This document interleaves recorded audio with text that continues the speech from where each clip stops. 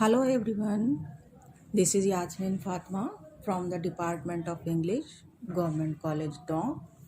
Today we are going to read the poem Ice and Fire by Edmund Spenser. Now, as you know, Edmund Spenser is a 16th century poet, and the 16th century poets wrote generally love sonnets, which were very popular in Elizabethan England. They used far fetched ideas to show the sad condition of the lover. Following Petrarch's early example, a number of Elizabethan poets wrote a sonnet sequence in which a series of sonnets are linked together.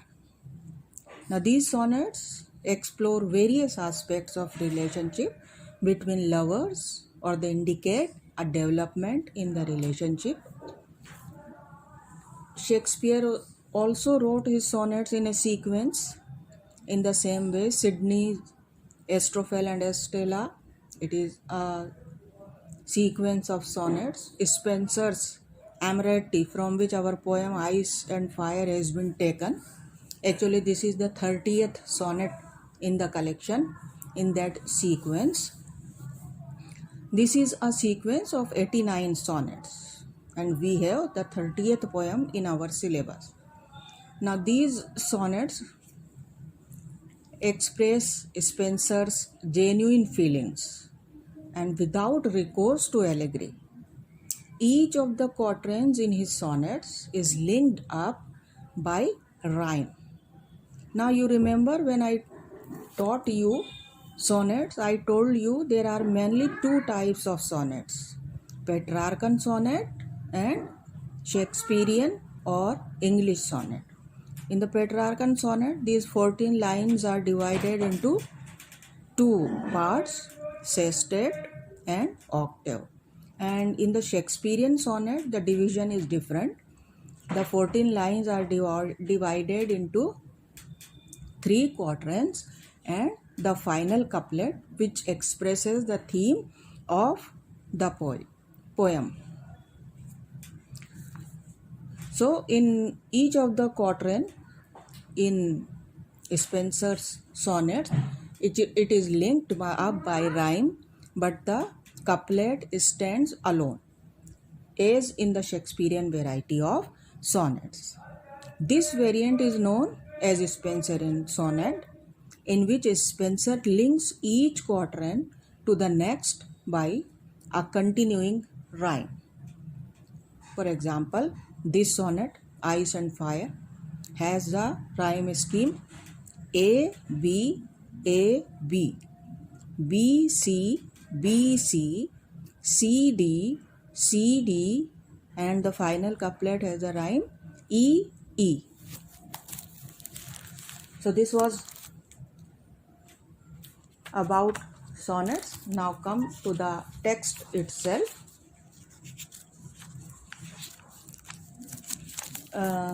He begins the poem by comparing himself with fire and his beloved with ice. He says, "My love is like to ice and I to fire."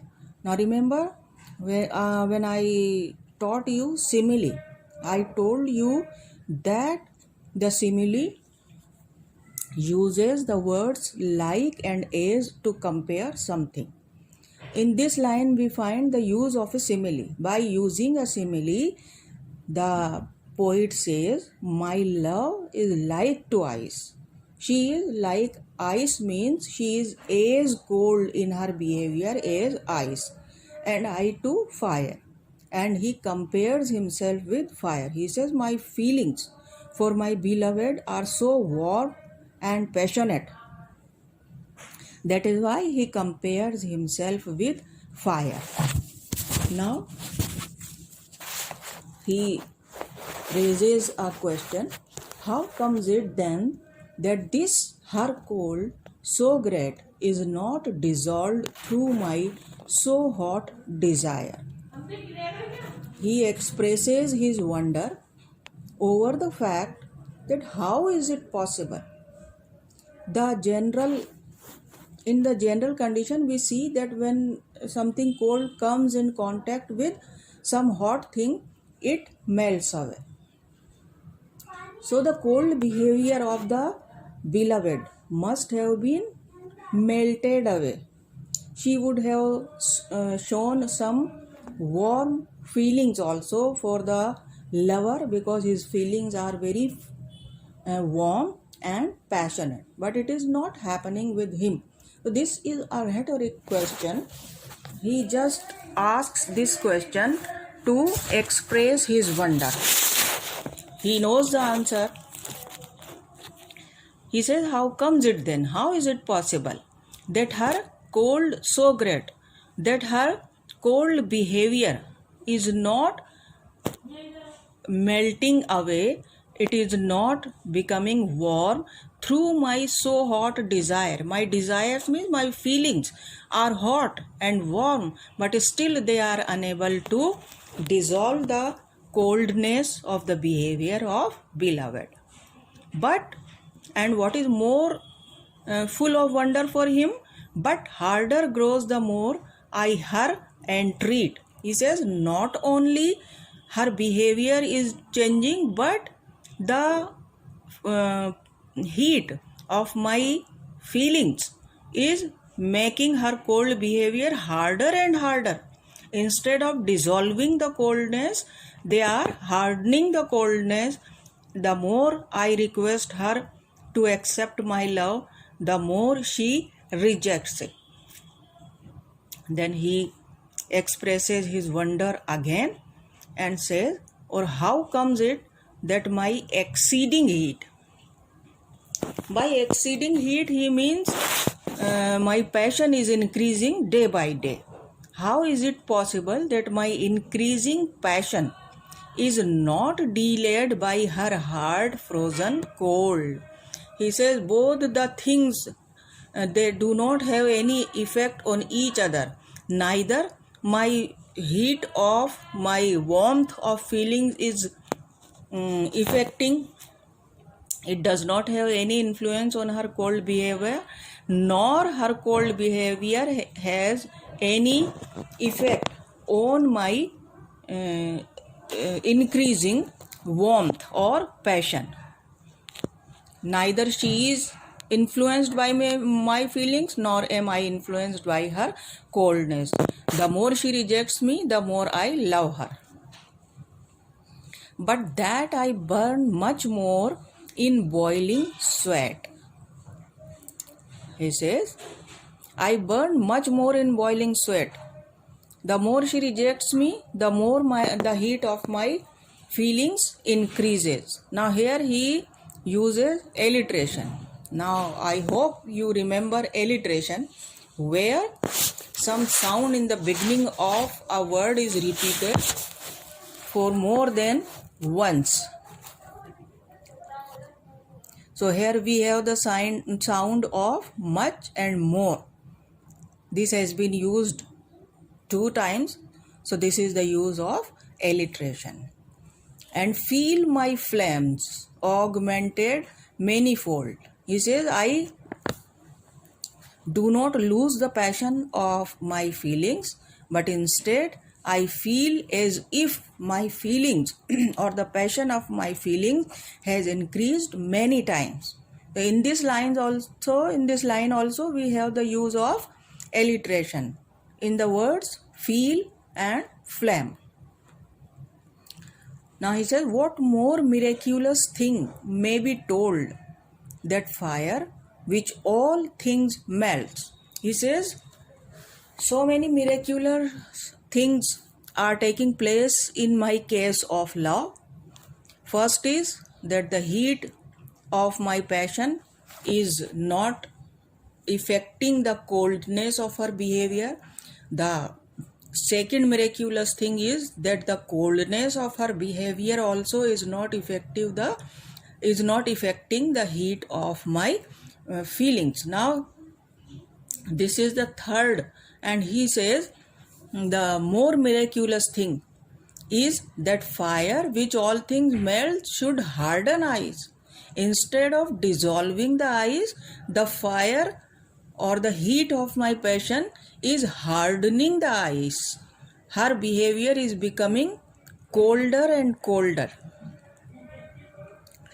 And ice which is congealed with senseless cold. And in the same way he says, her cold behavior which is like ice, as senseless as ice, her behavior is as senseless as ice. It is also not able to decrease the heat of my passion.